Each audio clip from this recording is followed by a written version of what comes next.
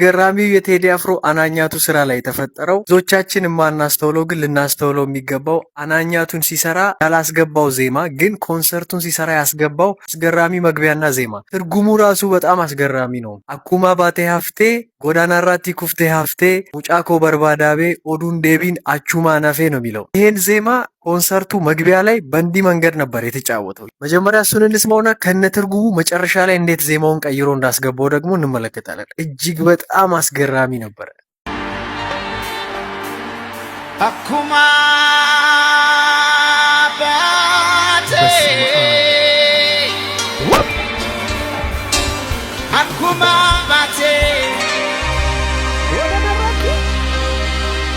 ጎዳና ራቲ Karararati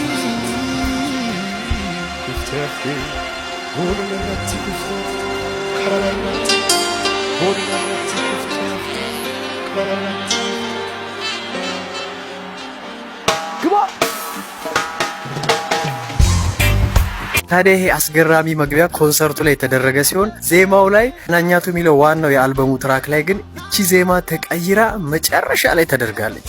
ታሪኩ እንግዲህ እንደምናውቀው የኢሬቻ በዓል ላይ 2008-2009 ዓመተ ምህረት በደረሰ አደጋ አንድ ባል ሚስቱን ለኢሬቻ በዓል ልኮ እሷን እየጠበቀ ያለ በዛ በተፈጠረ አደጋ ተቀርታለች ከቤት። ህፃኑን ልጅም ወጥተህ ያት እስኪ ናፍቋት ተጨነቀ፣ አረ ልቤን ግራ ገባው፣ ላያት ከበራፉ ስንቴ ወጣው ስንቴ ገባው እያለ የባልየውን ጭንቀት ነበረ ቴዲ የጻፈው። በዛን ጊዜ በኢሬቻ ጊዜ በተፈጠረ አደጋ የሰውየው ባለቤት የዛ ሰው ባለቤት ወጣ ቀርታለች። ታዲያ የዚህ ስራ ትርጉም አኩማ ባቴ ሀፍቴ ጎዳና ራቲ ኩፍቴ ሀፍቴ፣ ይህ ማለት ምን ማለት ነው? እንደወጣች ቀረች፣ በጎዳና ላይ ወድቃ ቀረች። ሙጫኮ በርባዳቤ ህፃኑን ልጅ ወጥተህ እይ ብለው እሱም በዛ ወጥቶ ቀረ። ኦዱን ዴቢን አቹማ ነፌ ነው የሚለው እና አስገራሚው ዜማ ኮንሰርቱ ላይ ነበር የተሰራው። የመጨረሻው የአናኛቱ ዜማ ላይ ደግሞ በዚህ መልክ ቀይሯት እንዴት አሳምሮ እንደዘጋው አናኛቱን ታስታውሳላችሁ። እንመልከተው።